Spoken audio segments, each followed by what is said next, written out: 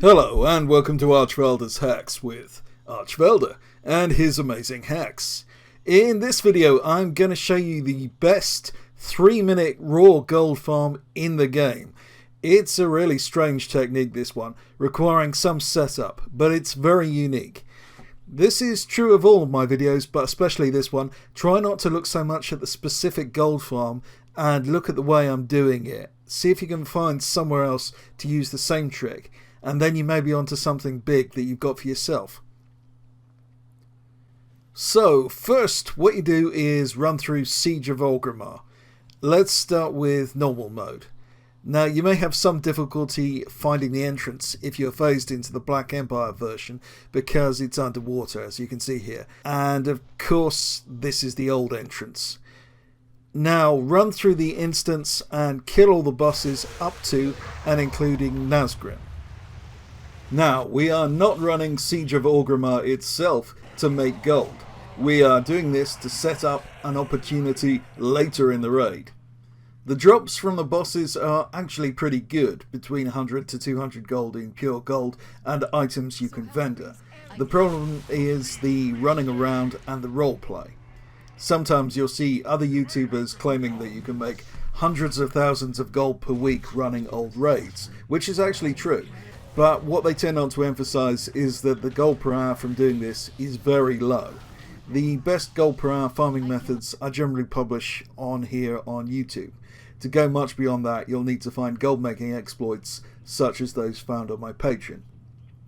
My patrons are currently doing this amazing trick with a glitch boss in legacy content right now, which some patrons report making ridiculous amounts of gold with.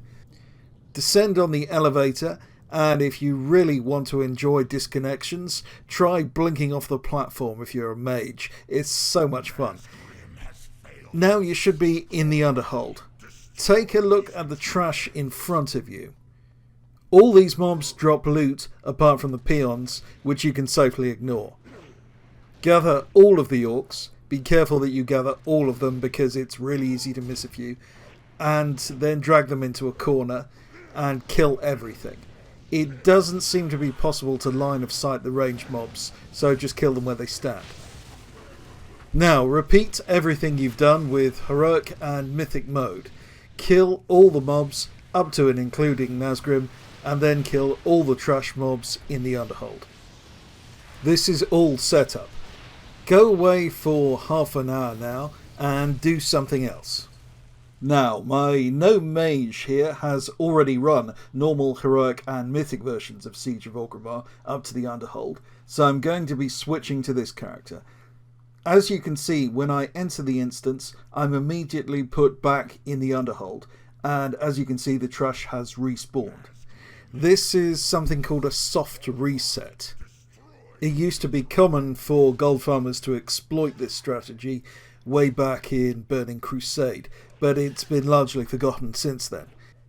Using soft resets like this can be a very powerful strategy because it enables you to farm trash anywhere in a raid instance rather than just near the entrance, as is usually the case with raid trash farming. Leave the raid now. Go back to the Siege of Orgrimmar entrance and change your raid difficulty to heroic. And you'll find once you enter the instance, again the trash has respawned. Again, kill and loot all the mobs and exit the raid before doing the whole process again one final time on Mythic. Now, the reason we're doing this is that each trash run of the Underhold will net you roughly 200 gold in pure gold, junk items and greens that you can vendor, as well as golden items from lockboxes which you could send to a rogue to open, a class trial rogue if you don't have one. In addition, you will get an average of about 6 motes of harmony which sell fairly quickly on the auction house for around 10 gold each currently. So each run is worth about 260 gold.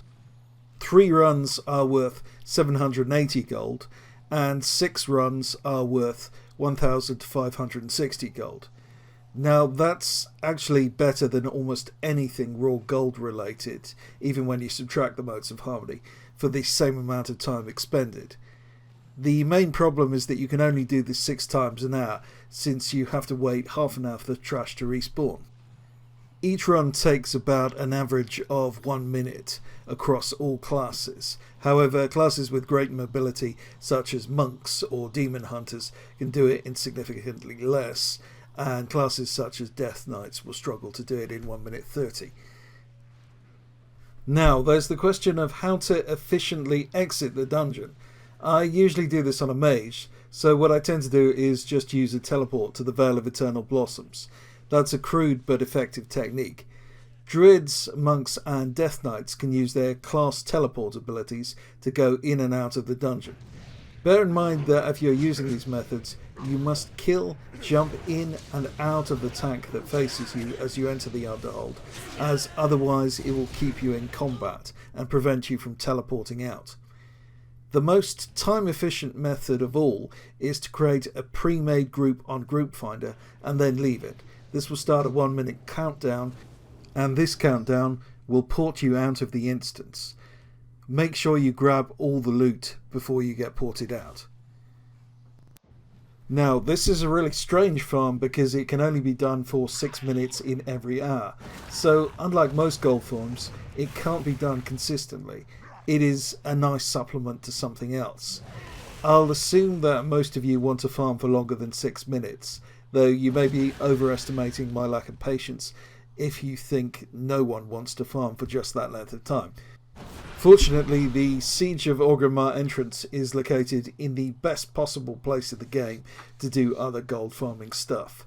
First, you have to come here regularly to do your Black Empire farming content, so you can just fit in a couple of runs around that quite simply. Second, there's a really strong play in the old Vale of Eternal Blossoms, where you just farm rares. I'm not going to go into detail on that play because Seathrift made a video about it recently, breaking it all down, and a link to that is contained in the description below. It works really well if you break up your rare farming by doing this, as it gives the rares a chance to respawn. Third, there's the Lfr Raids you can run in the Seat of Eternal Knowledge from Lorewalker Han. I've covered this in a lot of detail in my WoW Gold Guide video for 8.2. Running Lfr Raids can be quite profitable, but you tend to burn through the best stuff pretty quickly. By breaking it up with the Siege of Orgrimmar trash, you can extend the profitability of this quite a bit. Finally, there's the Stone Lion farm I posted back in January. It got heavily nerfed, but the lions still drop a ton of ghost iron and trillium ore for miners. You might also want to kill these Mogu statues here periodically, as they drop a wide variety of mats. There's also farms for sky shards and questionable meat that I'm sure you can find if you do a bit of searching. Now, always with this type of video, someone asks, can I get banned for doing this? This method is just literally a creative use of game mechanics. I think that's totally unambiguous, and I would be very surprised if any action was ever taken against any player for doing it. If you actually want to know the hardcore, dark and dirty secrets of gold farming, then you may wish to consider joining my Patreon, where I publish all the stuff that's too hot for YouTube. If that doesn't appeal for whatever reason, that's fine. A big reason for the existence of the Patreon is that it gives me financial freedom to make free content here on YouTube.